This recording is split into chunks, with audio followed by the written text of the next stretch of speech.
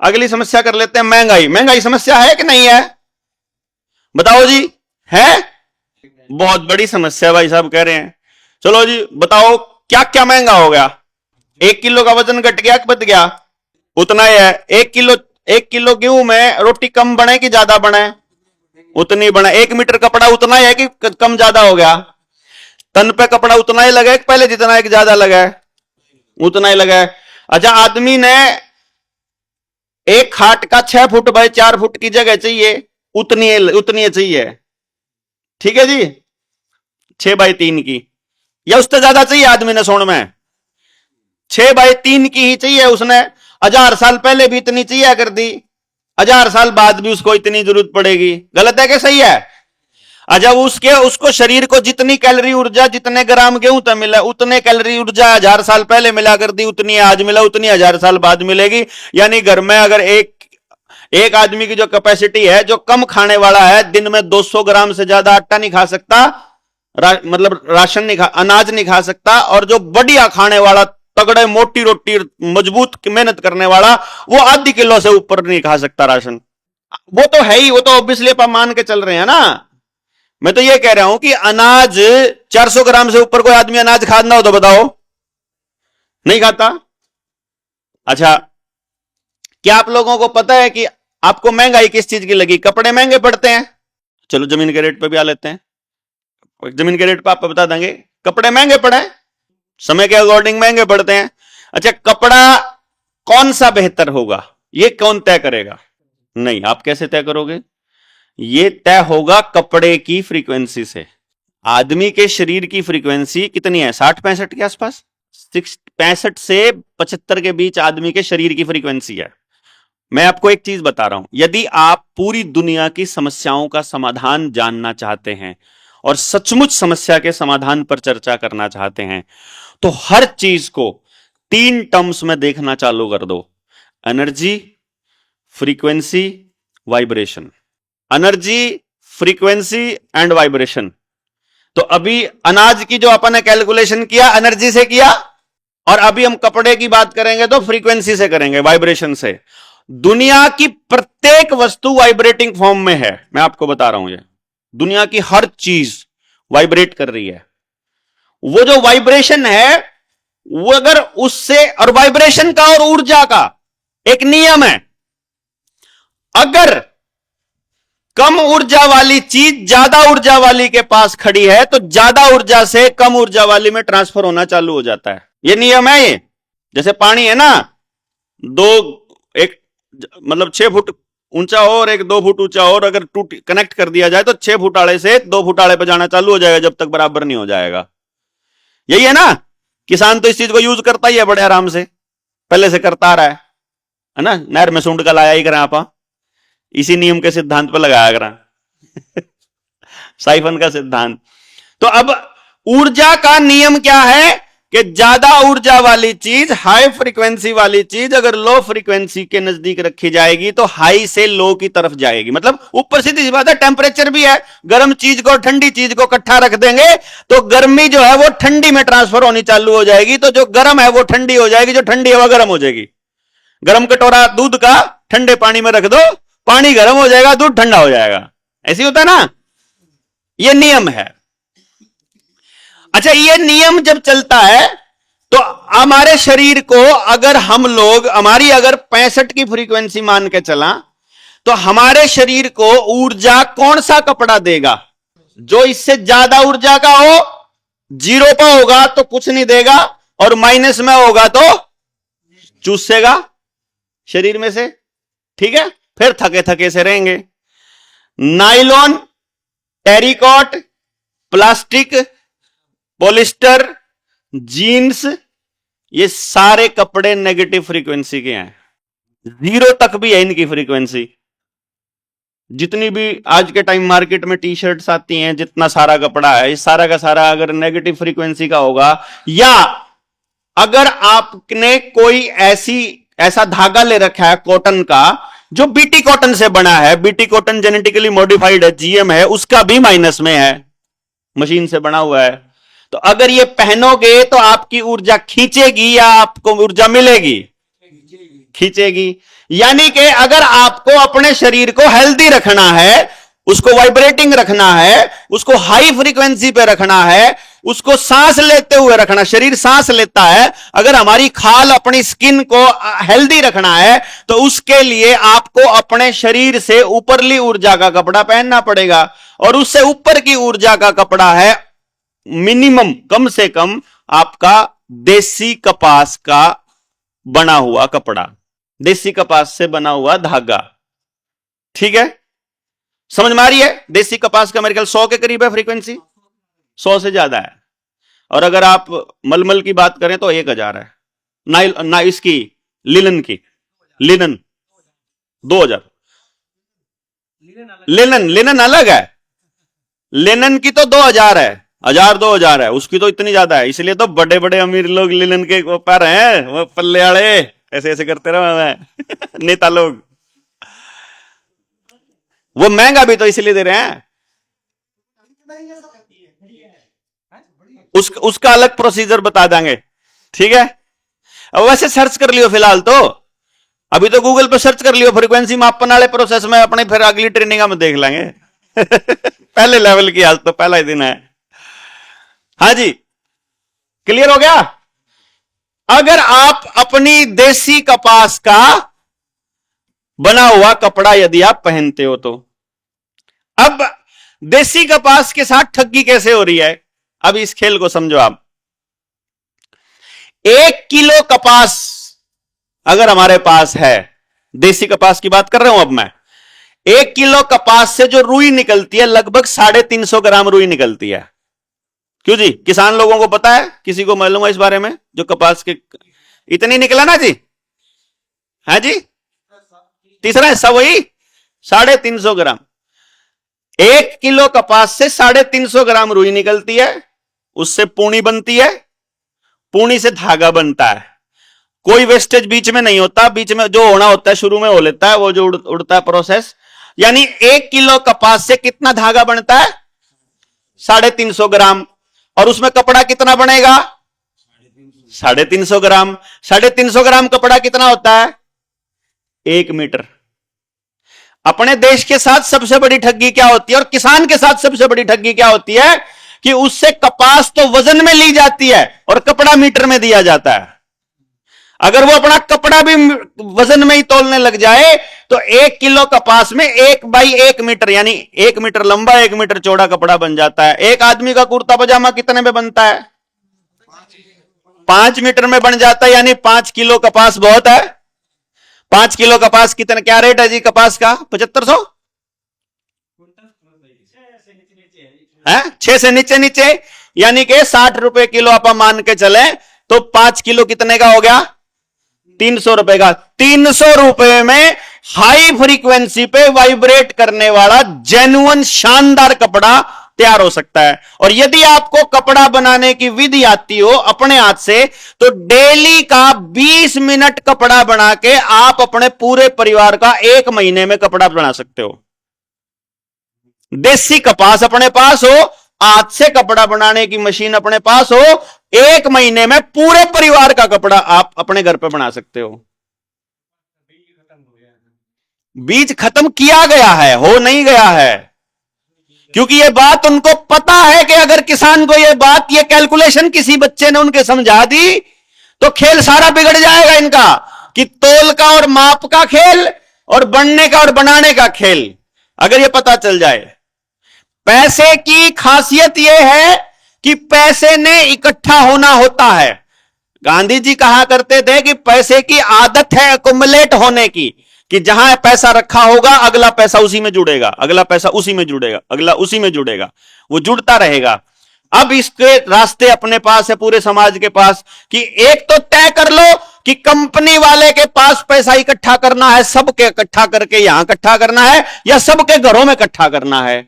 तो तरक्की किस में है, सबके घरों में या एक आदमी के पास? इस देश का सत्यानाश का आंकड़ा बता देता हूं मैं आपको। दुनिया में क्या बताते हुए फिर रहे हैं तड़ीपार और आदमखोर? तड़ीपार समझते हैं, दंगेबाज आदमखोर भी समझते हो कौन है? चलो फिर बताने की जरूरत नहीं है, ठीक है। रंगा बिल्ला सबको बता रहे हैं कि ये देश दुनिया की चौथी सबसे बड़ी इकोनॉमी बन गई है, यही बता रहे हैं ना। बोला 4 ट्रिलियन की 3 ट्रिलियन पता नहीं के करते ना मैं, उसकी बन गई है। लेकिन पर कैपिटा इनकम यानी प्रत्येक आदमी के पास कितना पैसा है, उसके हिसाब से हम 134वें नंबर पर हैं पूरी दुनिया में, नीचे से। समझ गए ना? मतलब देश अमीर है, वो कह रहे हैं, समझना इस कहानी को। वो कह रहे हैं देश अमीर है लेकिन देश के लोग गरीब हैं। लोगों से बाहर देश की अमीरी क्या काम की भाई? भाई आपके मुंह के आगे ऐसे लटका दिया जाए भोजन, उससे थोड़ी पेट भर जाएगा कि देख अमीर देश का आदमी है बेटा, है? उससे काम थोड़ी चलेगा। अपने साथ ये हो रहा है। तो जी बताओ महंगाई है क्या? भाई अगर आप लोग अपने रिसोर्सेज का इस्तेमाल ढंग से करना चालू करो तो क्या महंगाई है? महंगाई क्या है? महंगाई यहां है कि डॉक्टर ने आपको बोला है अगर हेल्दी रहना है तो आपको फिजिकल एक्सरसाइज करनी पड़ेगी, लेकिन बच्चा कह रहा है कि फिजिकल एक्सरसाइज मैं तो जिम में करूंगा, खेत में नहीं करूंगा। अगर वो खेत में करेगा तो फिजिकल एक्सरसाइज वो फायदा देगी। तो इसीलिए वो जो मैंने आपको फिर टीवी का ऑडियो विजुअल एड्स का बताया था, वो क्या करेगी ऑडियो विजुअल एड्स? वो आपके बच्चे को बताएगी कि आपको मेहनत जिम में करनी है, खाली ऐसी जगह मेहनत नहीं करनी जहां आपका शरीर कुदरती ठीक रहे। ठीक, वहां आपको शरीर खराब करना है। शरीर खराब करने का तरीका क्या क्या है? हाँ एसी लगा के, वो अभी बता रहा था खराब करने का तरीका क्या क्या है। सबसे पहला तरीका खराब करने का शरीर का, किसी भी आदमी को पक्की जगह पे चलाते रहो, उसकी रीढ़ की हड्डी खराब हो जाएगी। समझ गए? पक्की जगह कहां कहां है आपके आसपास? बाथरूम भी पक्का, आपका डाइनिंग भी पक्का, आपका बैठने की जगह भी पक्की है, चौक भी पक्का, सड़क भी पक्की, रोड भी पक्का, ये भी पक्का, वो भी पक्का। कच्चा छोड़ो ही मत अगर इनको बीमार करना है तो, कमर में दर्द रखना है तो, है ना। नंबर 2 बीमार रखने का तरीका, अगर 16 साल से पहले कोई बच्चा साइकिल चलाता है तो भी उसकी रीढ़ की हड्डी के मणके खराब होना तय है। और आप सब लोग लाड लाड में अपने बच्चे को जन्मदिन पर साइकिल ले आके देते हो अपने हाथ से, क्योंकि आपको लाड करने का तरीका ही ये बताया ना। अभी जब वो बच्चे बड़े होंगे 40 से ऊपर उसकी कमर नहीं चल रही। आप देख लो जितने लोगों ने बचपन में साइकिल चलाया है उनकी कमर अब खराब ना हो तो 40 के अगर वो हो चुके हैं, 35 के हो चुके हैं, 35 वालों की भी कमर खराब है। नहीं चला सकते में तो कौन सा है, चलाओगे तो ये हाल होगा।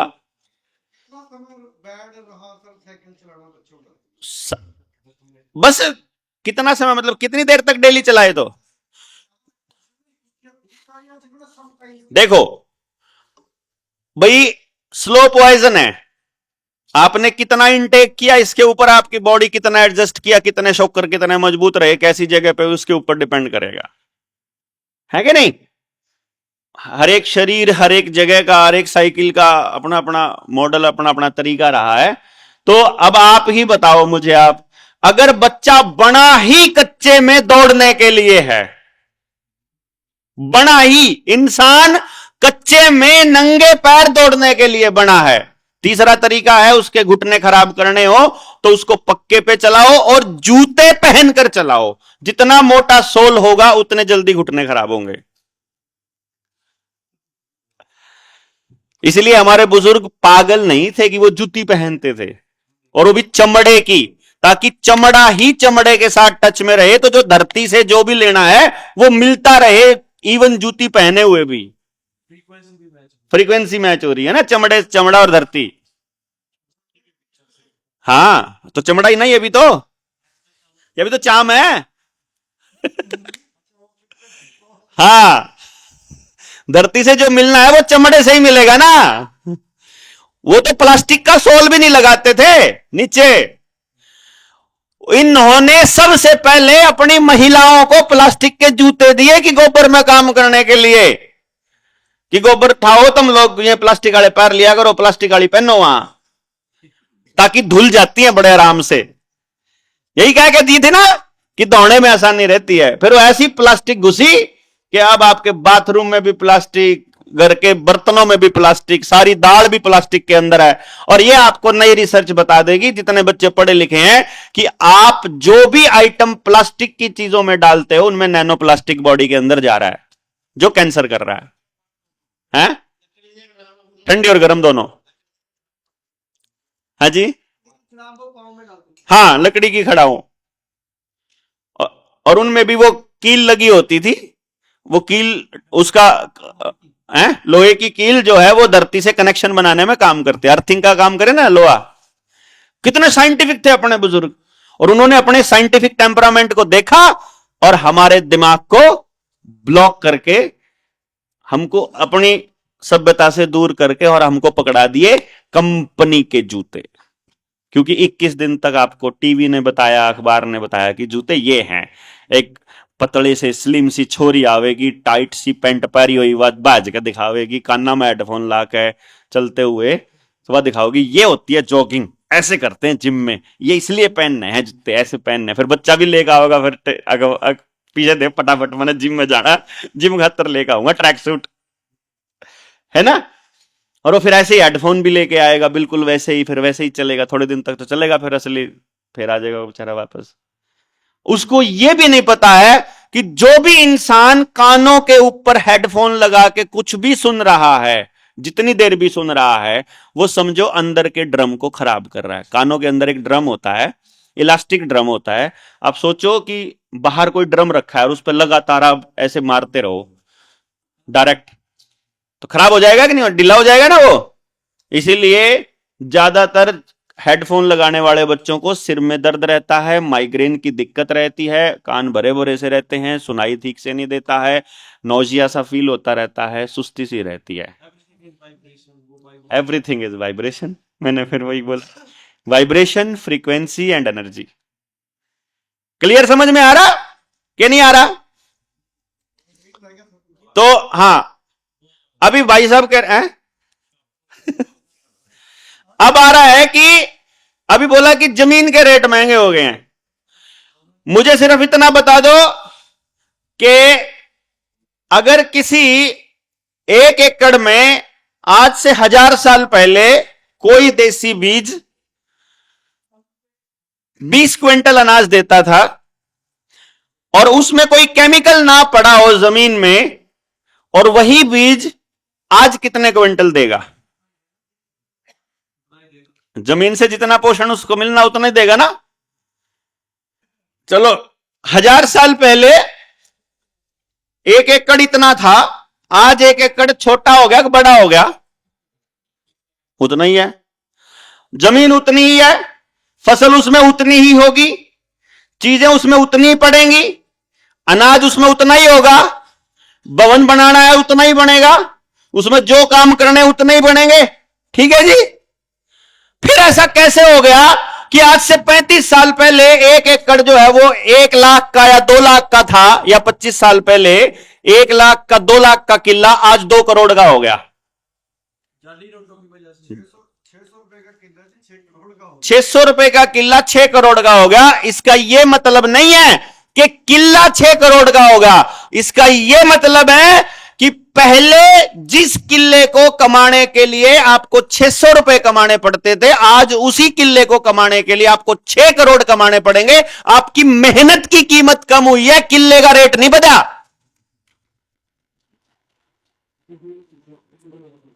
पहले आपको वो किला लेने के लिए 600 रुपए कमाने पड़ते थे, आज वो किला खरीदने के लिए 6 करोड़ कमाने पड़ते हैं। आपकी मेहनत खाई है उन्होंने। नहीं, जमीन के रेट जो खरीद रहा है सिर्फ उसके लिए बढ़े हैं, जिसकी जमीन है उसके लिए तो रेट बढ़े नहीं ना। भाई मेरी जमीन है, मान लो, देखो आप, मेरी जमीन है, मेरी जमीन पहले भी उतनी पैदावार दे रही थी, आज भी उतनी पैदावार दे रही है, उसके लिए रेट नहीं बढ़ा, लेकिन जो आदमी बेच रहा है, नहीं जो खरीद रहा है, यानी मान लो मैंने आज 1 एकड़ 35 लाख का बेच दिया, सुबह बेच दिया 35 लाख का, आप उस 35 लाख रुपए से उसी जमीन को शाम को नहीं खरीद सकते। खरीद सकते हो क्या? वो कितने का भी दे, लेकिन आप 35 लाख में नहीं खरीद सकते वापस उसको, उसी जमीन को। इसका मतलब यह क्या हुआ कि आपके पास 35 लाख आते ही उनकी कीमत घट गई, लेकिन जमीन वही है, सुबह वैसी थी शाम को भी वैसी है। यानी वो जो नोट है उसकी परचेजिंग पावर घटी हुई है, और नोट की परचेजिंग पावर कैसे घटी है उसके लिए फिर रुपए का षड्यंत्र आपको समझना पड़ेगा। वो तो समझ गए, उन्होंने नकली छाप छाप के पकड़ा दिए मार्केट के अंदर। हम उसे आज भी उतना ही मान रहे हैं जितना आज से 10 साल 100 साल पहले मान रहे थे। भाई रुपए की तो यही कीमत होगी। आज भी जो आदमी कमा रहा है वो तो कमा तो रुपया ही रहा है ना, उसे मिल नहीं रहा रुपया, उसे मिल बैंक नोट रहे हैं, फर्जी मिल रहा है उसको कागज, खाली उसको नोट मिल रहे हैं, इसलिए वो नकली नोट है, इसीलिए ज्यादा कीमत आपको दिखाई दे रही है नहीं। मैं आपके सवाल का जवाब दे देता हूं। आपका कहने का अर्थ यह है, जहां तक मैं समझा, कि पहले लोगों के पास पैसे भी कम होते थे तो उसकी कीमत ज्यादा थी। नहीं, असल में पहले के आदमी को मालूम था कि इसमें धातु है, सोना और चांदी, और इसकी एक्चुअल कीमत ताउम्र वही रहेगी। आज भी अगर आपके घर में 1 रुपया हो, उसकी कीमत जो उस वक्त थी आज भी उतनी ही है। उस 1 रुपए में जो आता था, कैलकुलेट करके देख लो कि उस टाइम पर सोने के मुकाबले कितनी भैंस आती थी, उतने सोने में आवे। पहले 1 तोड़े भैंस, 1 तोड़े सोने में 1 भैंस आ जाया करती, आज भी 1 तोड़े सोने में ही आवे 1 भैंस, है ना।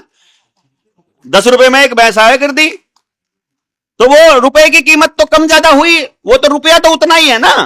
1 रुपए मतलब 10 रुपए का 1 तोड़ा सोना है, 10 रुपए की 1 मोहर है अपनी, तो 10 रुपए की भैंस आपने देखी होगी जी किसी ने? 10 रुपए की भैंस ना, तो आज भी 10 ही रुपए के बराबर है अगर आपका असली गोल्ड हो तो अपने पास में। कागज के नोट में ही तो 1.25 लाख रुपए की भैंस है? सोने में तो उतना ही है। इवन मजदूरी घट गई। मजदूर को अगर 1 दिन की मजदूरी 5 रुपए मिलती थी रुपए में, लेकिन उस 5 रुपए में उस टाइम पे 84 रुपए का 1 तोड़ा 10 ग्राम सोना था। 184 रुपए, सॉरी। तो 184 रुपए में 5, यानी कि अगर आप 40 दिन में 1 तोड़ा, 40 दिन में 1 तोड़ा कमा लिया करता। आज दिहाड़ी देखो 40 दिन में 1 तोड़ा कमा लेता है क्या? आज घट गई उसकी कीमत, उसकी दिहाड़ी खा गए वो। किसान का जो गेहूं है 50 रुपए क्विंटल है, मान लो 1970 की बात कर रहा हूं मैं। किसान का गेहूं 50 रुपए क्विंटल है और 184 रुपए का 10 ग्राम जो है वो गोल्ड है, तो आपके 3 क्विंटल में, मतलब 4 क्विंटल में 1 तोड़ा सोना आ जाएगा। आज 4 क्विंटल में आता है 1 तोड़ा सोना? नहीं आता है, तो रेट बढ़े नहीं है, रेट घटे हैं उल्टे। क्योंकि स्थाई कोई मापक होगा किसी ऊर्जा का, उसी के बराबर तो देखोगे ना। स्थाई मापक केवल गोल्ड है।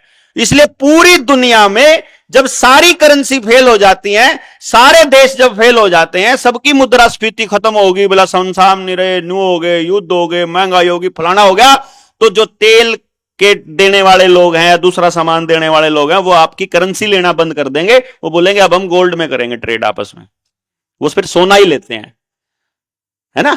सुना होगा आपने, देखा भी होगा अखबारों में कि सोना, वो उन्होंने मना कर दिया करेंसी लेने से, बोल रहे हैं गोल्ड में ही करेंगे अब हम ट्रेड। यानी गोल्ड एक परमानेंट करेंसी का एक साधन है। इसीलिए जो झारखंड में अभी, छत्तीसगढ़ में जो सोने की खदान मिली है, उसी के लिए जंगल काटे जा रहे हैं हंसदेव के। तो वो सोने की खदान किसको मिल रही है? अडानी को। तो असली मालिक कौन बनेगा देश का? अडानी। इस खेल को समझना है। हम लोगों के बच्चों के तो फिर नकली नोट, बाद में डिजिट, और डिजिट भी फिर क्रेडिट स्कोर, क्रेडिट स्कोर से सोशल क्रेडिट स्कोर, जो कि दूसरे कंट्रीज में ऑलरेडी इंप्लीमेंट हो चुका है।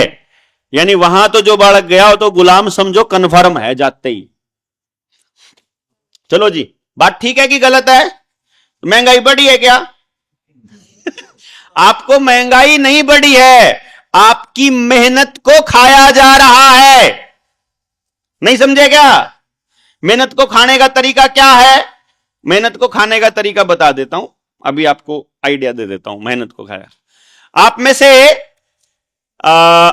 टमाटर कोई लगाता है किसान? मैंने टमाटर का एग्जाम्पल इसलिए लिया क्योंकि पिछले 2 साल में मैं इसका लेता रहा था और मैं इस पे बात कर रहा था। कपास पे कर सकते हैं, लेकिन कपास पे मैंने कैलकुलेशन दूसरे तरीके से करनी पड़ेगी, कर नहीं रखी पहले से, इसलिए नहीं मैं बोल नहीं पा रहा, इसलिए टमाटर पे बोल देता हूं, कॉमन है सबसे ज्यादा। मैंने आज तक किसान का टमाटर 5 रुपए किलो से ज्यादा बिकता नहीं देखा। नहीं बिका ना जी। मंडी में जो किसान के टमाटर की कीमत है वो 1 रुपया किलो, 2 रुपया किलो या 5 रुपया किलो, यानी कि 100 रुपए क्विंटल, 200 रुपए या 500 रुपए क्विंटल के हिसाब से बिकता है। 5 तो मैक्सिमम है, मैं मैक्सिमम पे ही जाऊंगा, मैक्सिमम का खेल खेलेंगे अपन। तो किसान का टमाटर बिका 500 रुपए क्विंटल। मान लेते हैं किसान ने 1 क्विंटल टमाटर बेचा। कितना बेचा? कितने रुपए मिले उसको? उसने घरवाली को लाके दे दिए 500 रुपए। लो घर बारन संभालो, कोई सामान लेना हो तो बता देना।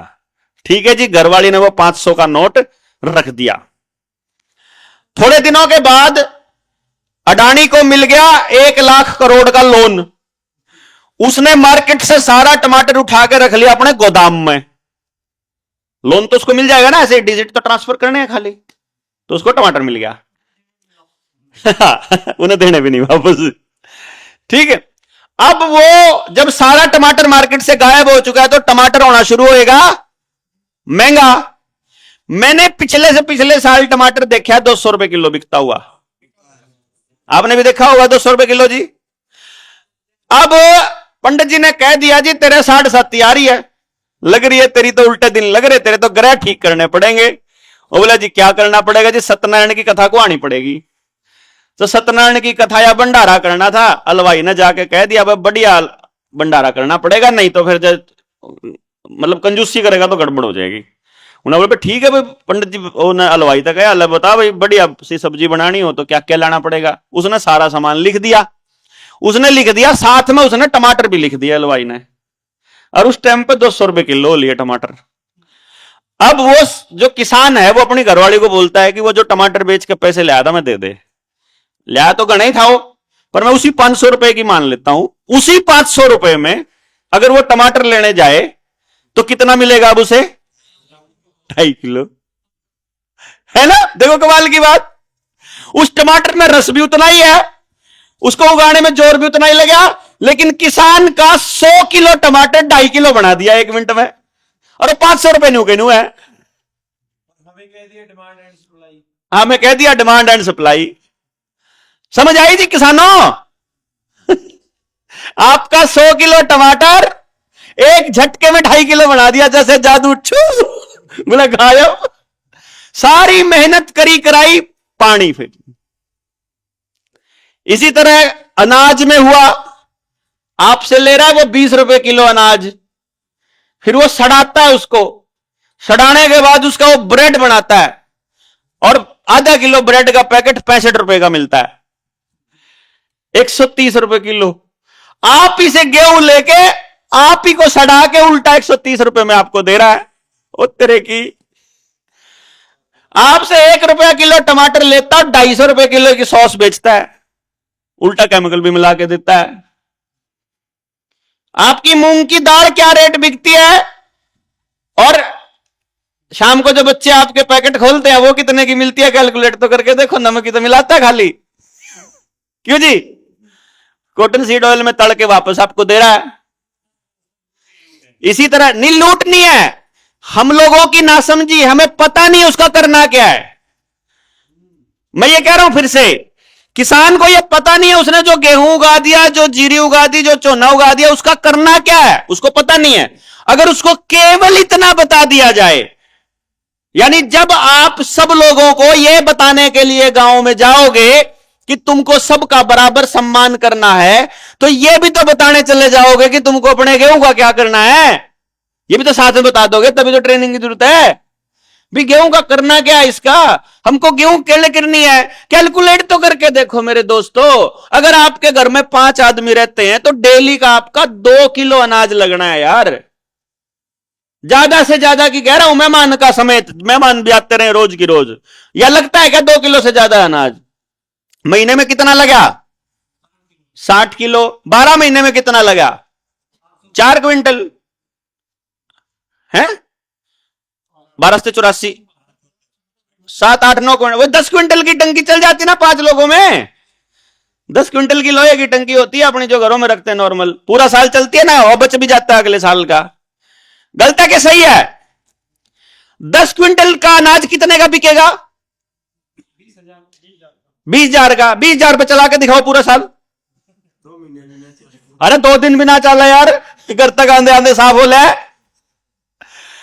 20,000 का अनाज चल जाएगा पूरा साल, लेकिन 20,000 रुपए नहीं चल रहे पूरा साल। यही तो ठगी है। उसी से आप खाली एक काम करो, अनाज बेच के 20,000 का, और बच्चों को 20,000 रोटी खवाओ उन पैसों से, फिर देखो कै दिन खवा लोगे। 10 दिन में साफ रोज का 2,000 खाओगे क्या? नहीं। इस कैलकुलेशन को समझना है किसान को, कि भाई आपकी इतनी जरूरत नहीं है कि आपको 50 क्विंटल उगाना है खेत के अंदर, आपको मात्र 10 क्विंटल उगाना है।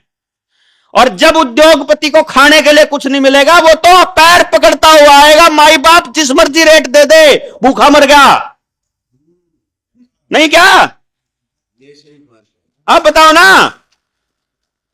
आप ये कह रहे हो, आपने क्या कहना है? जब आप 7 लाख गांव में जाके किसान को ये कह दोगे आपस में बांटो जितना मर्जी, किसी हरामी को नहीं देना गांव से बाहर, है? दाल लगानी है, आपके यहां कपास हो रहा है, आपके यहां कपास है, मेरे वहां सब्जी है, तो आपा तो कपास के बदले सब्जी ले लेंगे, क्या टेंशन है? पर किसान को आओ उद्योगपति रुपया लेके कागज का नोट, तेरा चेत है नहीं भाई, वो फिर आप वाली सिचुएशन है, जरूरत ही नहीं भाई तेरे उसकी।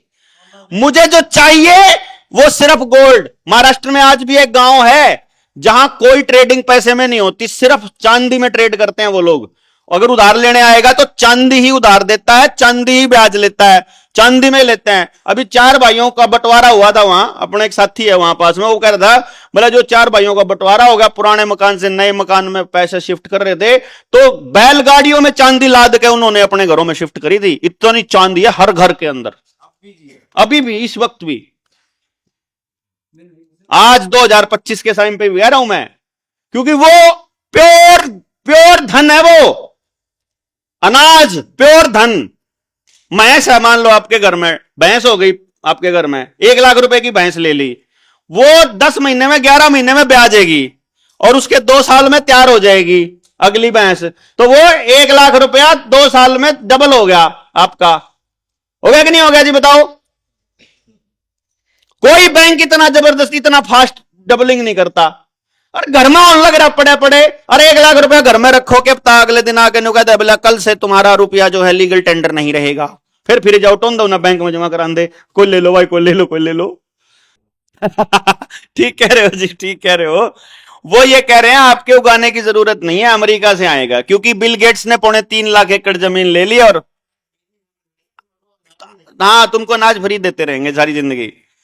वो तो हमको ये एहसास दिला करके किसान को ये बता रहा है, वो ये बताने की कोशिश कर रहे हैं रोज की रोज टीवी के माध्यम से, अखबारों। अभी आप क्या सोचते हो, आपके अखबार में जब डीएपी के लिए लाइन में लगा किसान, जब एमएसपी की मांगने वाला, एमएसपी की डिमांड करने वाला किसान, अपने पानी के लिए लड़ने वाला किसान, बिजली के बिल के लिए फांसी खाने वाला किसान, और कर्जे के लिए आत्महत्या करने वाला किसान, जब उसकी खबर छपती है तो आपका बच्चा इस मेंटली तैयार होने लग रहा है कि इससे अच्छा तो जमीन चली जाए, इससे अच्छा तो बापू या जमीन ये किले बेच के मेरे को एक प्लाट लेके दे दो, या मैंने विदेश भेज दो तो मैं बच जाऊंगा, नहीं तो यहां तो मैंने भी सुसाइड करना पड़ेगा। वो 21 बार आपके दिमाग में 21 खबरें ऐसे रोज की रोज डाल रहा है कि खेती घाटे का सौदा है, खेती तुमको नहीं करनी है, वो आपको ऐसा बताने की कोशिश कर रहा है, जबकि खेती घाटे का सौदा नहीं है। सबसे बड़ा, सबसे उत्तम, सबसे सर्वोत्तम काम खेती है, तो वो आपको इससे दूर करने के षड्यंत्र रच रहा है, और हम लोगों को केवल खाली इतना बताना है। देखो भाई, मैं इतनी बात फिर कहूं, मुझसे शुरू में जब मैं चला था तो मुझसे मेरी टीम के साथियों ने यह कहा था कि भाई लोग नहीं समझते हैं, और मैंने ये कहा था अगर नहीं समझते हैं तो कुछ नहीं बदलेगा, किसी ना किसी को तो समझाना ही पड़ेगा। वो बोले कि समझाया नहीं जा सकता, बहकाया जा सकता है।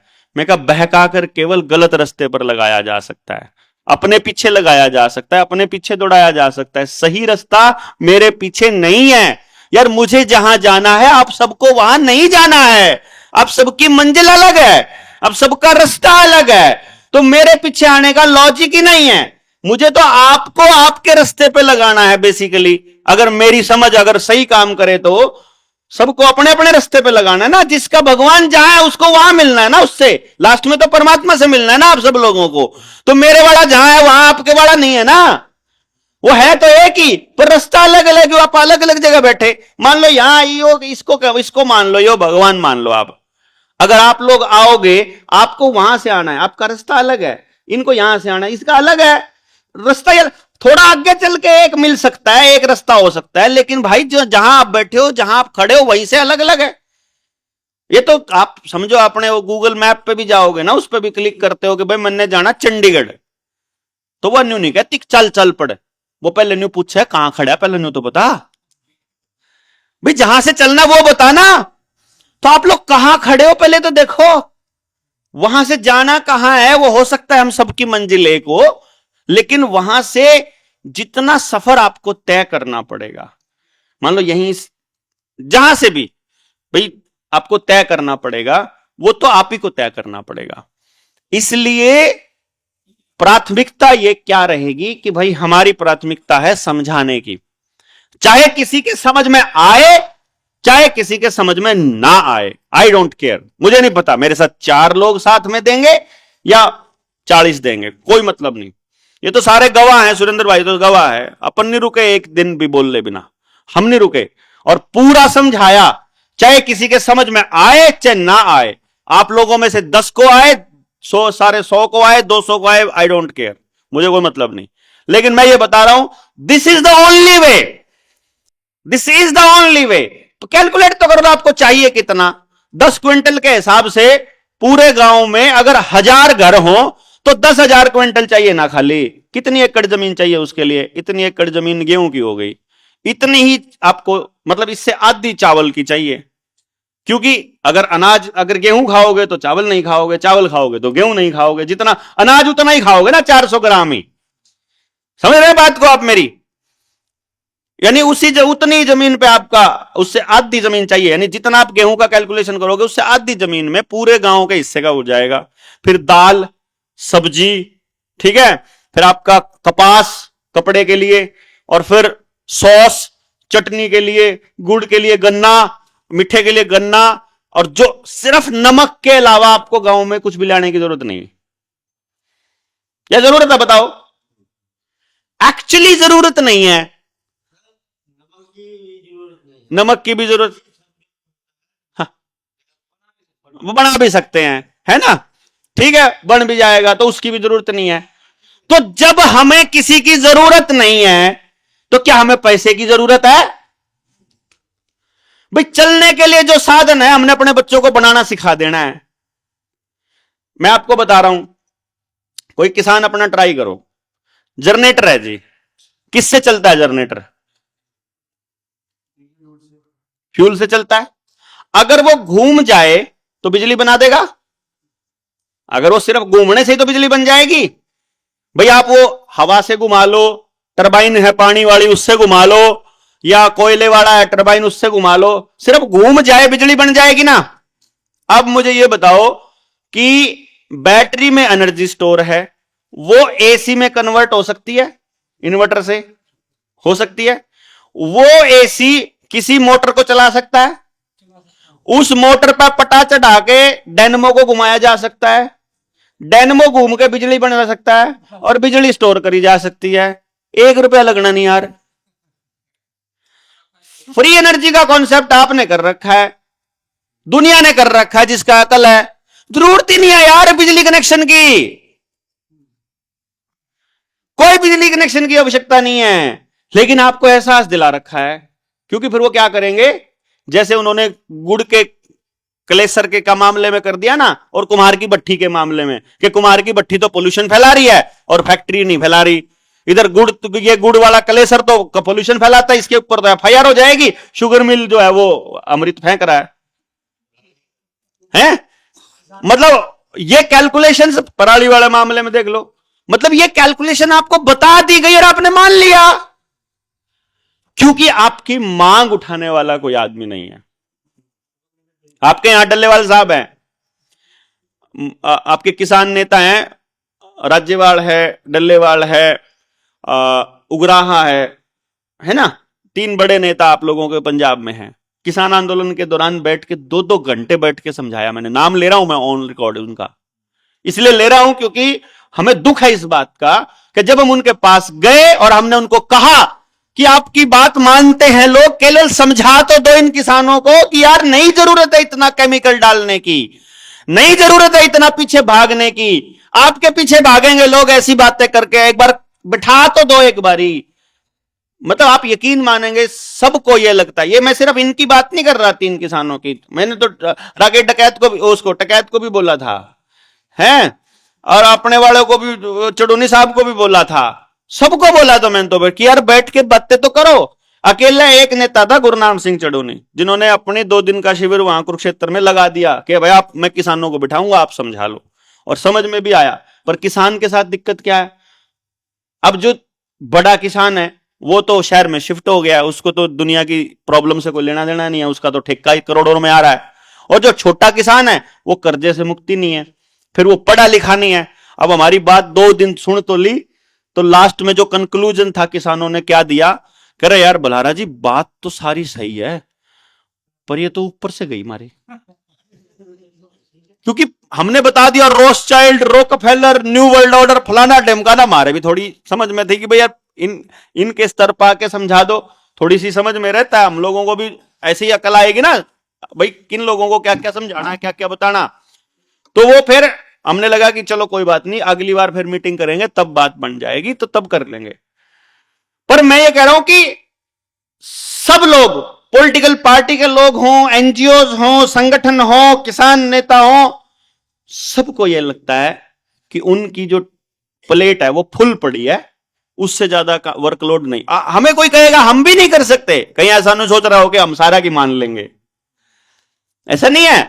तभी ये दिमाग में आया कि यार जिसको समझ में आ जाए वो निकालने पड़ेंगे समाज में से, कि जिसको समझने की ललक हो आ जाओ, और फिर समझा के फिर उतरना पड़ेगा। एक बार तो उतरना पड़ेगा। देखो अभी देखो, आप सोचो, आप अलग अलग जगह से आए हो, हमने एक प्रयास किया कि आप अलग अलग जगह से आकर के यहां पर इकट्ठे हो गए, हमने आपको अपनी बात बताई, आपको लगा कि यार ये बात ठीक है और इसको समझाना चाहिए। तो अब अगर मान लो आपके प्रयास से पूरे हरियाणा में हर गांव में अगर 2 आदमी समझे हुए हो जाएं, तो फिर गांव में निकलना आसान हो जाएगा ना। इसीलिए हमने ये टीम 500 का आइडिया लिया कि भाई एक काम कर लेते हैं, 500 लोग एक बार हरियाणा में उतार के देखते हैं। आप कुछ भी काम करते हो, अगर समाज के नाम पे, देश के नाम पे 10-15 दिन निकालना कोई बड़ा काम नहीं होता, बड़े आराम से निकाल देना चाहिए। उससे अपनी भी जीभ पे भी धार लगे ना, तलवार की तरिया।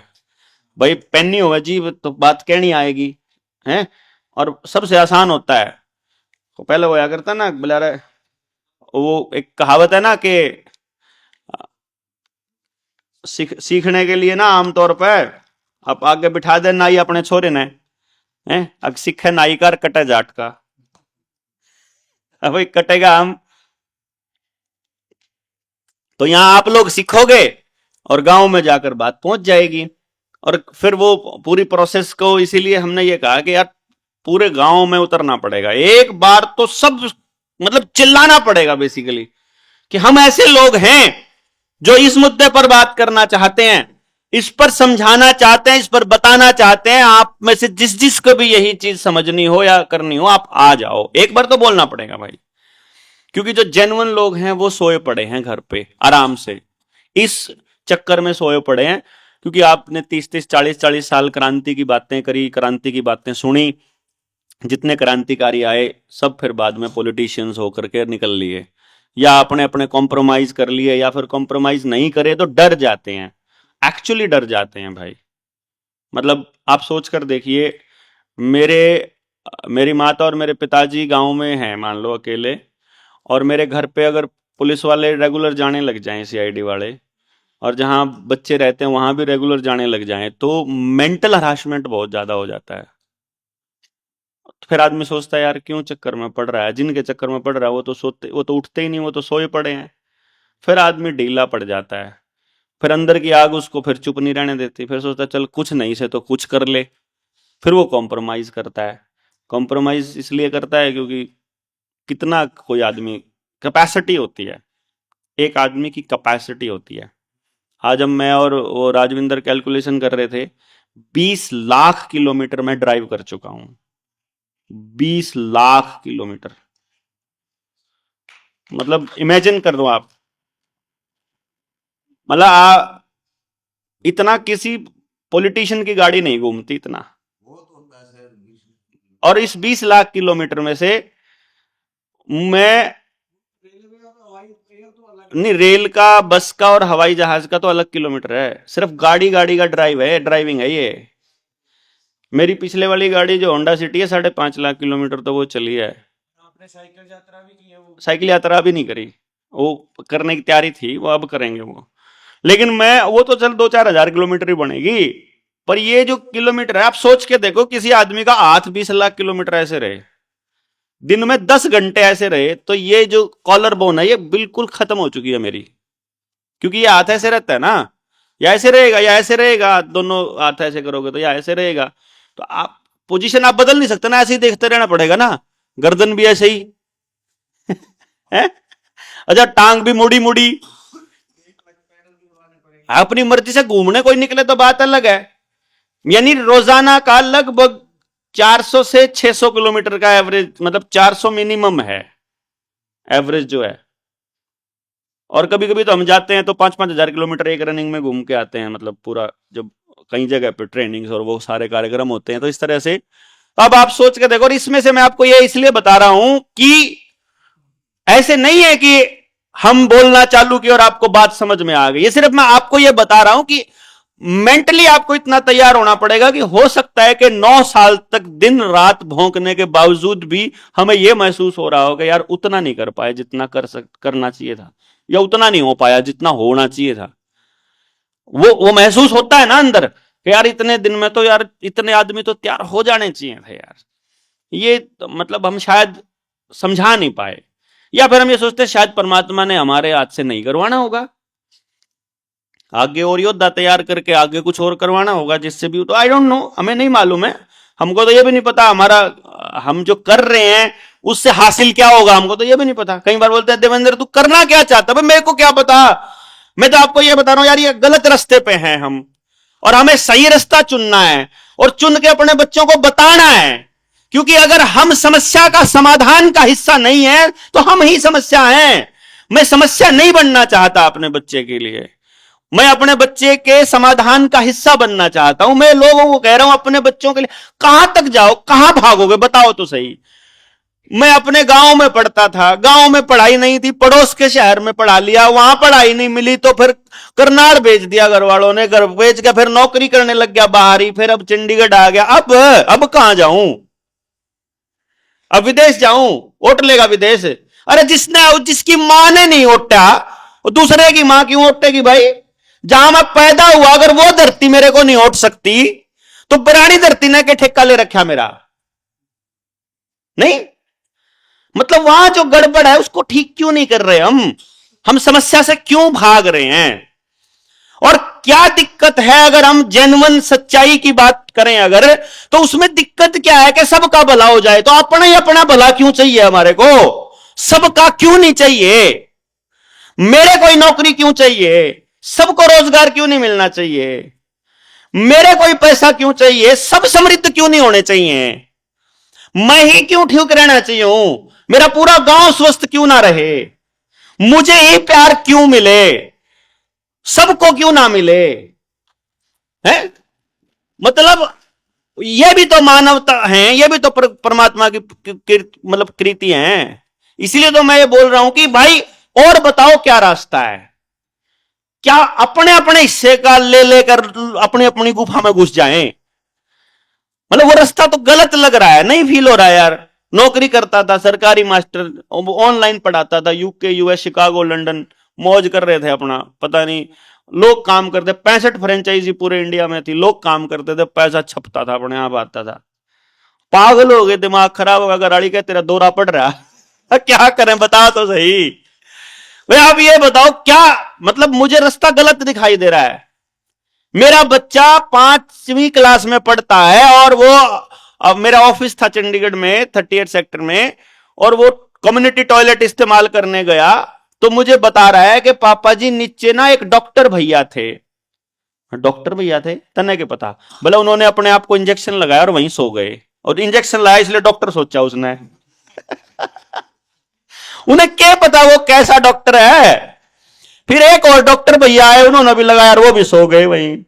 मेरे को यार अभी तो ये 10 साल का है, 15, 18, 20 का होने के बाद तो इसको समझ में आ जाएगा ना कि इससे दूसरा आनंद भी मिलता है इस इंजेक्शन से, तो क्या मैं भी ट्राई कर लूं।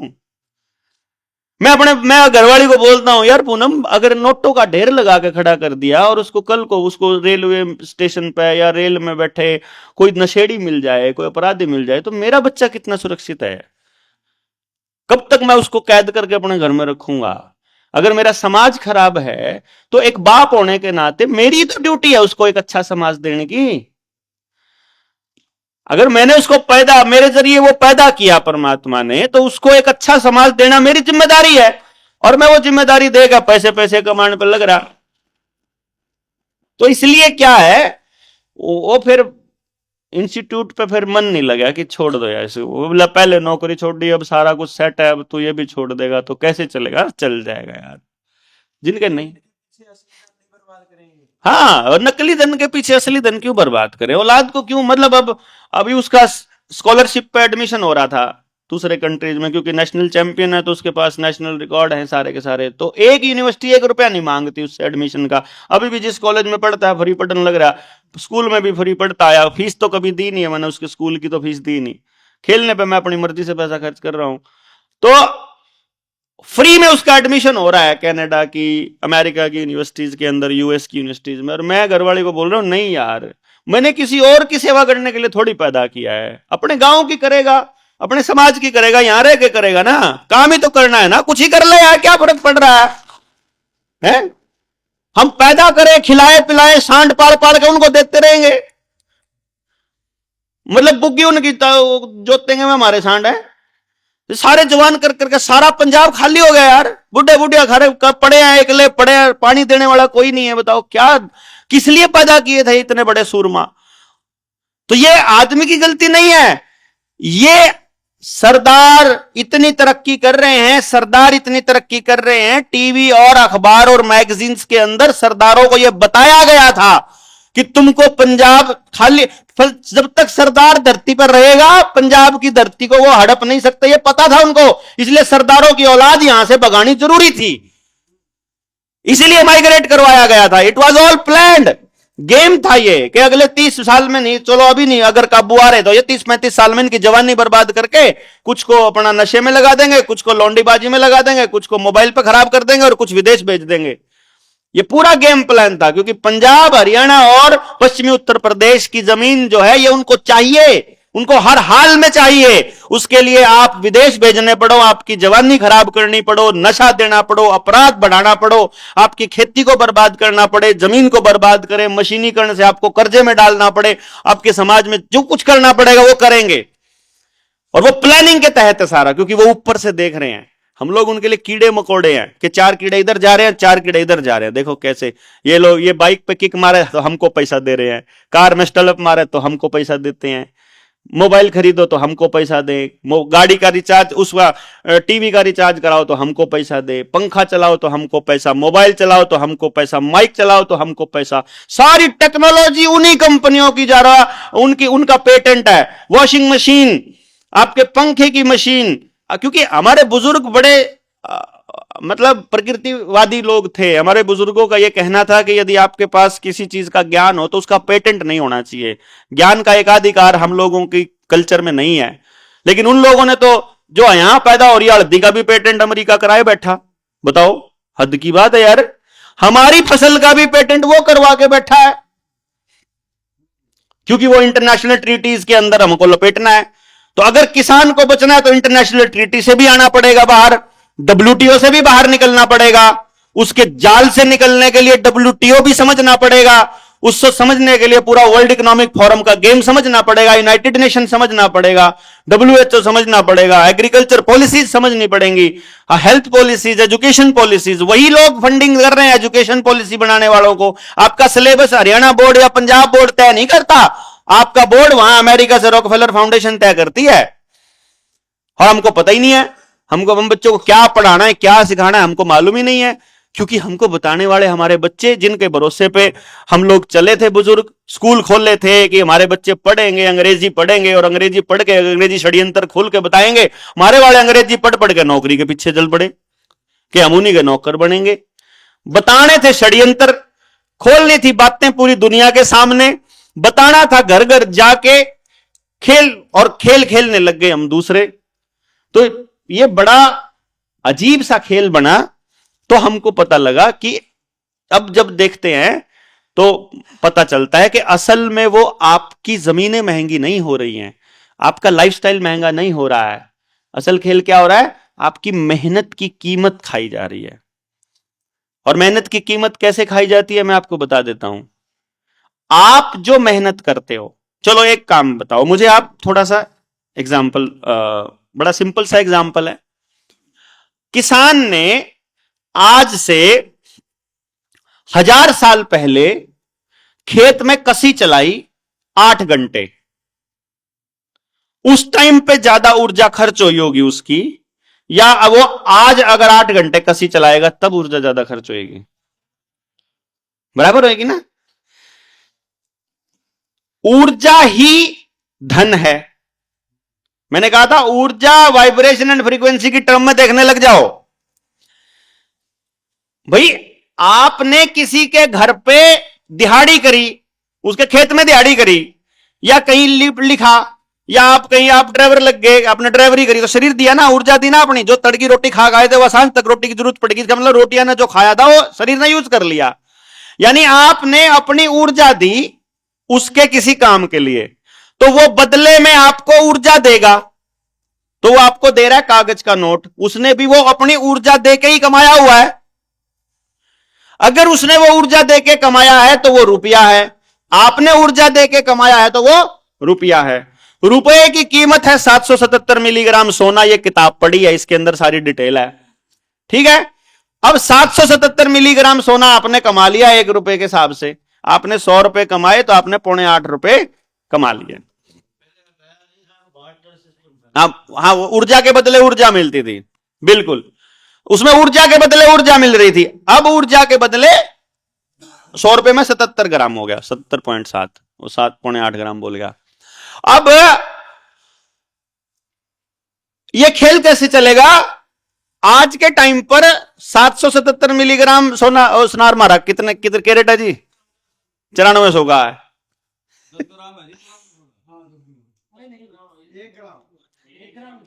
777 बोल रहा है, 777। इस पर तो पता ही ना, तो मेरा सारी कैलकुलेशन ये तो रोज देख ले, आज मेरा 1 रुपया कितने का है। ठीक, अरे वो ठीक है, वो मुझे पता है। अरे चलो आप 9400 मान लेते हैं, मान लो मूलधन 100 भी तो होया करे, 100 बचपन से 100 भी तो मान दे आए। 8500 मानो, 9400 मानो, जितना भी मानो, आज के टाइम पर अपने 1 रुपए की जो कीमत है वो 9400 रुपए के बैंक नोट के बराबर है। क्योंकि 1 रुपए में जो गोल्ड आ रहा है वो 777 मिलीग्राम आता है अपनी असली कीमत, और उसमें जो बैंक जो नोट छाप रहा है वो 9400 रुपए के नोट छाप रहा है। तो जब आप बैंक के अंदर 100 रुपए जमा करा रहे हो तो वो आपकी मेहनत के 100 रुपए हैं। तो बैंक क्या करता है, 100 रुपए का सोना आरबीआई में रख लेता है, ठीक है। और उस सोने, 100 रुपए का सोना कितना हो गया? 77.7 ग्राम, 7.78 ग्राम है। 7.8 ग्राम कहां से हो गया यार? मिलीग्राम में था ना, तो 77 ग्राम हो गया ना। 77.7 ग्राम हो गया ना, 78.5 ग्राम। वो 78.5 ग्राम सोना रख लेगा अपने पास रिजर्व में, और अब उस 78.5 ग्राम के बदले में 9,94,000 के नोट उद्योगपति को पकड़ा देगा। आई बात समझ में? जैसे आपका 100 किलो टमाटर 2.5 किलो किया था, ऐसे ही आपके 9400 रुपए को 100 रुपए बना देगा। यानी जब आप सॉरी 9,40,000 को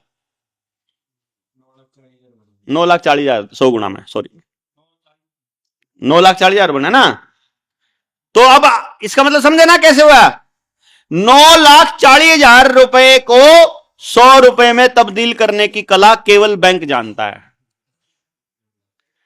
या हमारे 100 रुपए को 9,40,000 रुपए के बैंक नोट में तब्दील करने की कला केवल बैंक जानता है। यानी अपने पास हर ट्रांजैक्शन पे बैंक में यदि आप 1 रुपया जमा करके 1 रुपया निकालते हो ना, उसी टाइम आपके साथ 9400 रुपए की ठगी हो जाती है। 9400 गुना एक ट्रांजैक्शन में।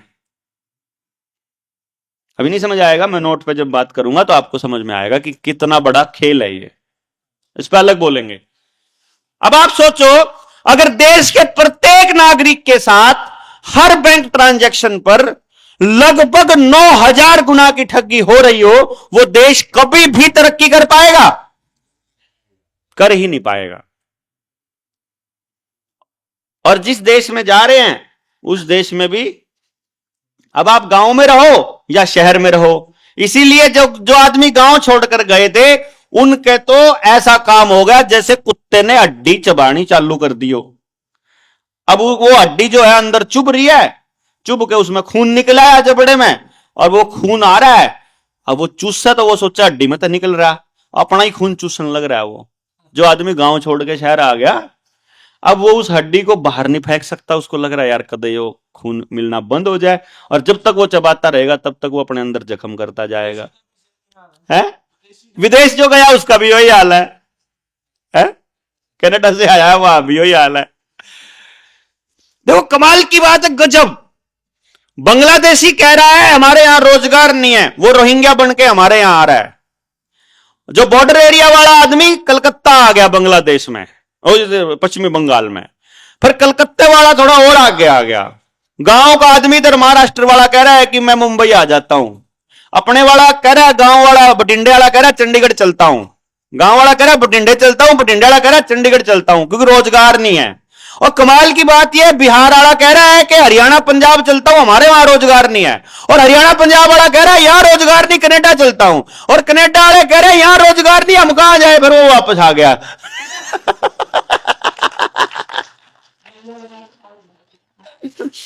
मतलब आदमी वहां से भाग रहा है क्योंकि वहां रोजगार नहीं है, तो जहां जा रहा है वहां रोजगार नहीं वाली सिचुएशन ला देगा, क्योंकि आप नहीं तो यहां लेके आई, आप ही वहां कर दोगे वही काम। इसीलिए मैं बोल रहा हूं कि अगर आप समाधान का हिस्सा नहीं हो तो आप ही समस्या हो। तो समस्या हम सब मिलके है बेसिकली। इसीलिए वो लाइन बोली जाती है कि भाई आप साधे जग सदे। वो तब है जब सबको यह बात समझ में आ जाए कि आप सबको समस्या का समाधान होना पड़ेगा, मेरे अकेले होने से बात नहीं बनेगी। और जब मैं हो चुका हूं तो मुझे और लोगों को समस्या का समाधान होने के लिए तैयार करना पड़ेगा। तो महंगाई है क्या? बताओ आप, महंगाई है या आपकी मेहनत को चूसा जा रहा है? यानी अगर आदमी अपनी मेहनत को स्टोर करना सीख ले, खाली अपनी मेहनत केवल अपने लिए इस्तेमाल करना सीख ले, अपनी मेहनत को वो किसी उद्योगपति को देना बंद कर दे, तो महंगाई इमीडिएटली खत्म हो जाएगी। और अगर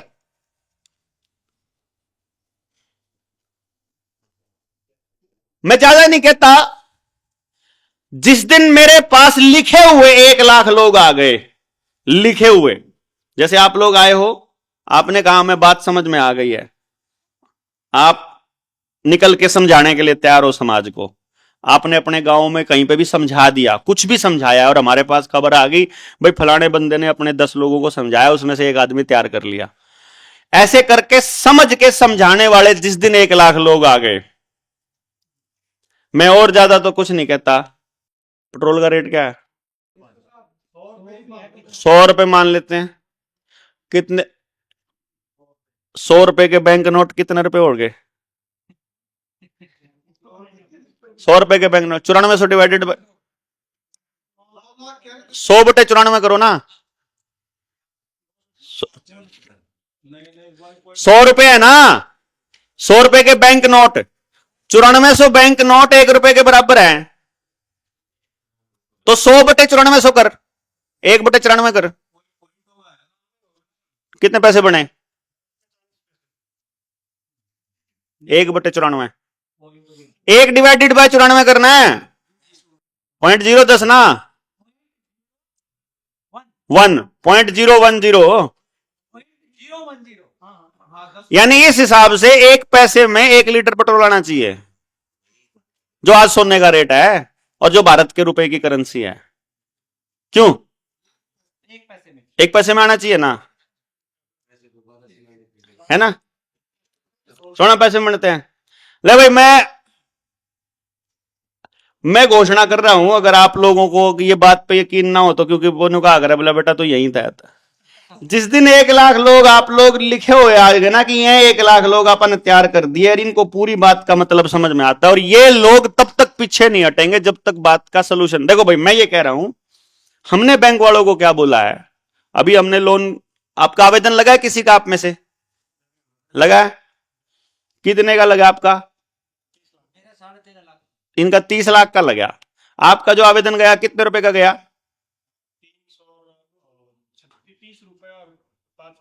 30 लाख का लोन था, 330 रुपए का आवेदन है। इनके असल में 330 रुपए बनते हैं। उन्होंने जो हमको दिया 30 लाख रुपए का बैंक नोट दिया, उसके बने 330 रुपए। अब मेरी लड़ाई क्या है? मैं क्या कह रहा हूं, आपका क्या नाम है? बजरंग दास है, बजरंग लाल। मैं क्या कह रहा हूं जी, आप मुझे बताना मैं गलत हूं क्या सही हूं?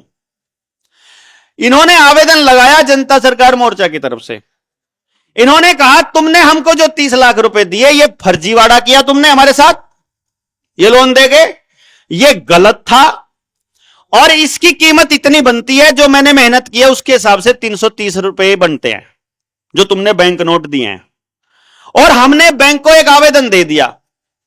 मुझे सिर्फ इतना बता दो इस देश के लोगों, भाई अगर मैं ये बात गलत कह रहा हूं तो क्या बैंक वालों को कारण के साथ इसका जवाब देना चाहिए कि नहीं देना चाहिए कि आप जो बोल रहे हो वो ऐसा नहीं है, हमारे बैंक नोट की कीमत और आपके भारत के रुपए की कीमत बराबर है? ये लिखना चाहिए ना बैंक नोट, बैंक वालों को लेना चाहिए ना। मैं ये कह रहा हूं कि भाई जब तक इनके सवाल का जवाब इनको बैंक ना दे तब तक इनको वापस लेनदारी बढ़ती है। कितनी किस्तें दी हुई आपने? 19 किस्तें भी दे दी और उनकी कुड़ की भी निकाल दी। अगर भारत के कानून के हिसाब से और भारत के रुपए में हिसाब किया जाए तो इनकी रिकवरी निकलेगी 200-400 करोड़ रुपया बैंक के ऊपर। 200-400 करोड़, यानी कि यही बैंक को 19 किस्तें, एक किस्त भी जिसने दिया ना उसकी भी रिकवरी निकलती है, क्योंकि बैंक ने आपको फर्जी नोट दिए हैं और आपने कमा के पैसा असली दिया है। दिख दोनों नोट रहे हैं, है कि नहीं? यही फर्जीवाड़ा नहीं समझ में आएगा देश के लोगों को। इसीलिए हम क्या कह रहे हैं, हम ये कह रहे हैं कि जब तक आपके सवाल का लॉजिक के साथ जवाब ना मिले तब तक सबकी कुड़की रुकनी चाहिए कि नहीं रुकनी चाहिए? भाई आप जवाब दे दो, पैसा जमीन ले जाओ। हमें अगर हमने धोखा किया है तो हमारी जमीन ले जाओ। अगर तुमने किया है तो धोखे से जमीन लेने के एवज में जितने बैंक कर्मचारी और जितने आरबीआई के लोग जिन्होंने चीटिंग किया आज तक, सबको आजीवन कारावास होना चाहिए कि नहीं होना चाहिए? एक एक आदमी को आजीवन कारावास और फांसी होनी चाहिए। मैं ये कह रहा हूं यार, वो बैंक वाले ये कहते हैं कि भाई सोना नहीं रखना पड़ता अब पैसे छापने के लिए। हम ये कहते हैं कोई नियम तो होगा छापने का, खसमो। नियम तो होगा नोट छापने का। अब जिस पे मशीन है वो बटन दाब कर जितने मर्जी छाप का बैंक बकर के अपने घर ले जाओगा। मेरे पास तो नहीं है मशीन। मेरी तो दिहाड़ी की कीमत लगा रखी है कि मेरे को तो पूरा दिन तड़के सांझ पागलों की तरह काम करने के बाद 500 रुपया मिलेगा। किसान की तो मेहनत की कीमत लगा रखी है कि 4 महीने 5 महीने अपनी पूरे परिवार की मेहनत गड़ा के उसका तो 1 किलो 25 रुपए में बिकेगा। उसको तो दे रखी है। उसको जो दे रखा है 5 लाख करोड़ 2 लाख करोड़ 10,000 करोड़, वो किस नियम के आधार पे दे रखा? पूछने का हक तो होगा खज्म। मैं ये कह रहा हूं कि या तो कोई नियम है छापने का, जो नियम है छापने का वो हमको बताओ, और अगर कोई नियम नहीं है तो फिर मारे वाले भी छाप लो जो मार पे लेने हैं। जो मार पे लेने में भी तो छाप लो ना। बिना नियम के कैसे छाप सकते हो यार? अगर नियम फॉलो नहीं हो रहा तो फर्जीवाड़ा है कि नहीं जी? अगर नियम है तो नियम बताओ और हमें बताओ नियम से छापा है कि बिना नियम के छापा है। तुमने जो लोन दिया था वो तुम्हारे पास है था भी कि नहीं? हमको लोन दे रखा, बैंक के पास है ही नहीं है वो पैसा, हम वो लोन दे रखा। बताओ मेरे पे 1,000 रुपए है तो नियम है कि मैं 1,000 करोड़ अगर मेरे पास है तो मैं 10,000 करोड़ का लोन दे सकता हूं। अरे है ही 1,000 करोड़ यार, 10,000 करोड़ का लोन कैसे दे सकता हूं मैं? लेकिन बैंक वाले दे रहे हैं। वो सारा का सारा जो 9,900 करोड़ है, 9,900 करोड़ है, वो फर्जी है लोन। और हमारे सवाल यही है कि फर्जीवाड़ा देश के साथ बंद होना चाहिए। इमीडिएट रोक लगाई जा सकती है, इमीडिएट रोक। भाई देखो, अगर हमने केवल हरियाणा में एग्जाम्पल सेट कर दिया, अगर ये 500 लोग हर गांव में 10 लोगों को समझाने में कामयाब हो जाएं, सिर्फ 10 लोगों को समझाने में कामयाब हो जाएं, और हमारे पास हर गांव में 10 आदमियों की समझे हुए लोगों की टीम हो, तो 7,000 गांवों में सरकार के कर्मचारी की एंट्री बैन करवा सकते हैं हम। कि जब तक नियम का पालन नहीं होगा, नियम का पालन होगा भाई, जब तक नहीं। यहां बैठे हैं, यहां जब तक यहां बैठे तब तक एक एक समस्या का समाधान चाहिए। समाधान नहीं कर सकते तो लिख के जाओ कि नहीं कर सकते, छोड़ के जाओ। हमारे पास काबिल लोगों की कमी नहीं है, लेकिन बिना समझे हुए लोगों के भीड़ इकट्ठी करके हमको धरने नहीं देने। ना हमने सड़क पे उतरना, ना किसी के लाठी मरवानी, ना किसी के गोली मरवानी। इनका सारा प्रोपेगेंडा आशा वर्कर, आंगनवाड़ी वर्कर, स्कूल के मास्टर, बीएलओ और एसडीएम, पटवारी, तहसीलदार और पुलिस के कर्मचारी, इनके जरिए चलता है। 1 मिनट में कांटा मार देंगे, 1 लाख आदमी ले आओ, कत्ती एंट्री बैन। जब तक समस्या का समाधान नहीं तब तक एंट्री बैन। बस मेरे गांव में पढ़ाने के लिए मेरे गांव का आदमी नहीं मिलता यार, इनको कैसे फतू बना रहे मारा? नहीं समझे आप लोग? बेवकूफ बना रखा पूरे देश की जनता का। कमाल की बात, हद है यार। मेरे गांव का आदमी हूं मैं, अगर मेरे को अपॉइंटमेंट का 1.5 लाख रुपया देता है कोई मुंबई से आने वाला आदमी, अगर मेरे पास ऑस्ट्रेलिया से आने वाला 3 लाख रुपया एक अपॉइंटमेंट का पे करता है, और हद तो नहीं है मेरे निकम्मेपन की कि मैं अपने गांव को अपनी वो सेवाएं नहीं दे पा रहा है? नहीं हद है। मेरे गांव में काम, मैं नौकरी करता था, लेकिन मेरी पोस्टिंग जो थी वो दूसरे गांव में थी। और कमाल की बात तो यह है कि जिस गांव में मेरी पोस्टिंग थी, उस गांव से 2 बंदे मोटरसाइकिल पे मेरे गांव में पढ़ाने आते थे, और हम दोनों रास्ते में बाय बाय करा करते, हेलो और जी मान साहब बढ़िया, ठीक जी बढ़िया। अब मेरे को समझ में आया, जब मेरे को लगा नौकरी करते हुए मुझे पता लग गया था कि यार नौकरी के जरिए मेरा देश मेरे से बर्बाद करवाया जा रहा है, तो मैंने नौकरी छोड़ी और चीजों की गहराई में गया, तो तब देखा कि यार वो आदमी जब मेरे गांव में आके पढ़ा सकता है तो वो अपने गांव में क्यों नहीं पढ़ा सकता? नहीं, फिर वो कहता है कि अपने गांव में तो बेईमानी करेगा वो। तो तुम पूरी जात को बेईमान कह रहे हो, मास्टर जात को? फिर तुम पूरी मास्टर जात को बेईमान कह रहे हो ना। भाई ज्यादा शर्म उसको, निकम्मेपन की ज्यादा शर्म गांव में आएगी कि दूसरे गांव में आएगी? अपने गांव में आएगी, जब हर गली से निकलेंगे कि यू किसी लायक नहीं है। क्यों? और अगर इज्जत भी, अगर काम करेगा तो इज्जत भी ज्यादा मिलेगी उसको अपने गांव में, और वो पूरा 24 घंटे अवेलेबल हो सकता है अपने बच्चों के लिए, जिन बच्चों को पढ़ा रहा है वो। लेकिन नहीं, हर आदमी अपने गांव को छोड़ के दूसरे गांव में जा रहा है। क्यों? क्योंकि मेरे को एक बात समझ में आ गई। इकोनॉमिक्स का है कोई साथी यहां? इकोनॉमिक्स पढ़ी हुई है किसी ने? थोड़ी बहुत पढ़ी हुई है। जीडीपी के बारे में सुना होगा आपने, ग्रोस डोमेस्टिक प्रोडक्शन, यानी कि पैसे का सर्कुलेशन। अगर मेरा बच्चा गांव में ही पढ़ेगा तो पैदल चला जाएगा, कभी फटे हुए जूते में भी चला जाएगा और कभी चप्पलों में भी चला जाएगा, तो जीडीपी नहीं बढ़ती, क्योंकि पैसा तो कहीं लगा ही नहीं। लेकिन और कट्टे कट्टे वाला जोड़ा भी बना लेगा, नीचे बैठने का कट्टे वाला बना लेगा। परंतु यदि वही बच्चा टाई लगा के, नए जूते, नए कपड़े, नई किताबें लेके बस में बैठेगा, तो बस का ड्राइवर, पेट्रोल डीजल, उसका मेंटेनेंस, उस कंपनी को दिया गया लोन, उसके टायरों का खर्चा, फिर सड़क के टूटने का खर्चा, फिर उसमें आया का खर्चा, फिर सीसीटीवी कैमरे का खर्चा, फिर प्राइवेट स्कूल के बनाने का खर्चा, फिर प्राइवेट स्कूल के ऊपर लगे लोन का खर्चा, इसमें तो जीडीपी बढ़ रहा है। फिर बच्चा रोज ट्रैवल करेगा तो ट्रैवलिंग से जो उसका शरीर खराब होएगा, उससे फार्मा कंपनियों को फायदा हो रहा है, तो जीडीपी बढ़ रही है। अगर बीमारी में मैं अपने गांव की जड़ी बूटी या अपने खेत से कुछ लेकर के अपने आप को ठीक कर लेता हूं अपने गांव में ही, तो जीडीपी नहीं बढ़ती है। और अगर मैं अल्ट्रासाउंड करवाता हूं, फिर टेस्ट करवाता हूं, बाइक पे, कार में जाके शहर में बैठता हूं, और फिर डॉक्टर को फीस देता हूं उसकी ओपीडी की, और फिर महंगी दवाइयां खरीदता हूं, और फिर हर हफ्ते चेकअप कराता हूं, तो जीडीपी बढ़ती है।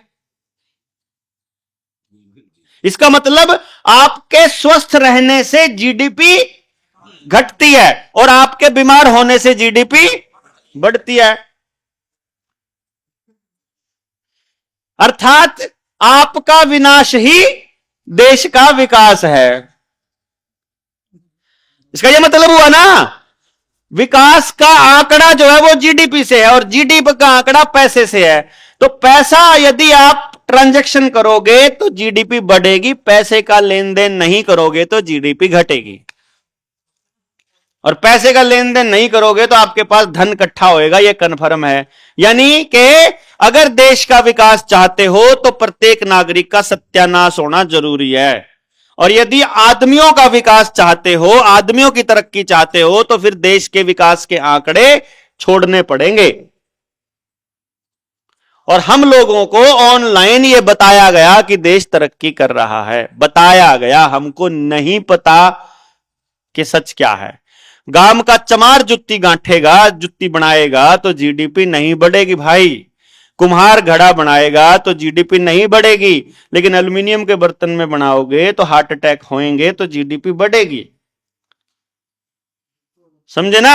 अगर लोहे के या फिर मिट्टी के बर्तनों में खाना बनाओगे तो नहीं होगा। अगर आप भैंस पालोगे और गांव का जंगल होगा और गांव का जोहड़ होगा और भैंस वहां चरने जाएगी और जोड़ में पी के आ जाएगी, तो जीडीपी नहीं बढ़ेगी। दूध आपको फ्री में मिलेगा तो जीडीपी नहीं बढ़ेगी। परंतु यदि थैली का लेके आओगे या समर्सिबल से भैंस नु आओगे तो जीडीपी बढ़ेगी। मतलब मैं ठीक कह रहा हूं ना जी? हाँ, समझ गए ना? टोटल पूरे साल में कितना प्रोडक्शन हुआ और कितने पैसे का आपस में ट्रांजैक्शन हुआ, वो जीडीपी होती है पूरे देश की, साल की। इसको देसी भाषा में ऐसे बोल सकते हैं आप, जितनी भी चीजें बरती हैं। तो अगर वो चीज बरतने में पैसे का इस्तेमाल नहीं हुआ है, अगर उन चीजों को बरतने में, तो जीडीपी नहीं बढ़ेगी। अगर चीज के बदले चीज मिल गई तो जीडीपी घट गई, और अगर चीज के पैसे में मिली है तो बढ़ेगी। अगर आपने गांव में अपने बिटोड़े पे या अपने खेत में अगर सब्जी ले ली तो जीडीपी नहीं बढ़ेगी, ऑर्गेनिक खा लिया तो। अगर आपने केमिकल लगी हुई मंडी से अगर खरीद के लेके आए हो तो जीडीपी बढ़ेगी। जीडीपी ना बढ़ने से सिर्फ सरकार के आंकड़ों को नुकसान है, उनको लोन नहीं मिलता वर्ल्ड बैंक से, देश कर्जदार नहीं बनता, देश आजाद हो जाएगा जीडीपी ना बढ़ने से। जीडीपी ना बढ़ना ही हमारी देश की तरक्की और हमारी आजादी का पैमाना है। हाँ हाँ, नहीं, अंबानी अडानी सिंबॉलिक है। पहले इनको टाटा बिरला कहा करते थे, जिस टाइम कांग्रेस आया करती, जब टाटा बिरला बोल देते थे। आज अंबानी अडानी बोल रहे हो, तो ना टाटा बिरला तब टाटा बिरला थे, ना अंबानी अडानी की कोई औकात है। अंबानी अडानी की जो फैक्ट्रीज है उनके अंदर बिल गेट्स की इन्वेस्टमेंट, और बिल गेट्स की सारा पैसा वैनगार्ड और ब्लैक रॉक का लगा हुआ, और वहां पे उन्हीं 13 फैमिलीज का लगा है जो पूरी दुनिया के हथियार और राशन पानी को कंट्रोल करते हैं। चलो जी, हाँ, इतना लूट लिया, समझ आ गई जी। तो आप देख लो पूरे दिन में जीडीपी बढ़ाने में कितना योगदान देते हो देश के विकास में। देश आपका विनाश ही देश का विकास है, सीधी सी बात है, क्लियर है ये, है ना। छोटी छोटी चीजें, अभी इस पे मेरा पूरा 1.5 घंटे का लेक्चर है, इसमें यूट्यूब के ऊपर जो मैं नाम डाला हूं डिस्क्रिप्शन में या फिर ऊपर कैप्शन में फेसबुक वगैरह पे, तो मैं हर एक उसमें डालता हूं कि जेएसएम से जुड़ने के लिए ये वाली वीडियो देखो, उसमें ये वीडियो डाली हुई है मैंने कि आपका विनाश ही, एक एक छोटी छोटी चीज, यानी इसमें चमार का, कुम्हार का, मिठे का, अगर आप मान लो गुड़ अपना बना लोगे गांव में किसान अपने गन्ने से, तो जीडीपी नहीं बढ़ेगी। और अगर आप चीनी लेकर आओगे और उससे बीमार पड़ोगे तो डबल बढ़ेगी। एक बार चीनी लाते टाइम बढ़ेगी, फिर बीमार होके कैंसर होके बढ़ेगी। ठीक, गांव में अपना कुआं होगा तो जीडीपी नहीं बढ़ेगी, और अगर सबमर्सिबल होगा तो जीडीपी बढ़ेगी। पैर से गिर जाओगे तो नहीं बढ़ेगी, पैर से गिर जाओगे तो नहीं बढ़ेगी। हाँ, पैदल चलोगे तो जीडीपी नहीं बढ़ेगी, बाइक से और कार से चलोगे तो जीडीपी बढ़ेगी। तो ऐसे करके बड़ी सारी चीजें हैं। अब वो हमको कई लोग बोलने लग जाते हैं कि भैया तुम तो हमको आदम के जमाने में लेके जाना चाहते हो, और मैं उनको कहता हूं तुम कहां जाना चाहते हो। मैं उनसे पूछता हूं कि तुम कहां जाना चाहते हो। भाई मान लो आप लोग महीने के 50 लाख करोड़ रुपए कमाते हो, अब गोबर खाना चालू कर दोगे? या वही खाना है आपने, उतना ही पेट है आपका, वो कमा के भी आपको शांति नहीं मिलेगी अनटिल एंड अनलेस आप प्रकृति के नियमों का पालन नहीं करेंगे।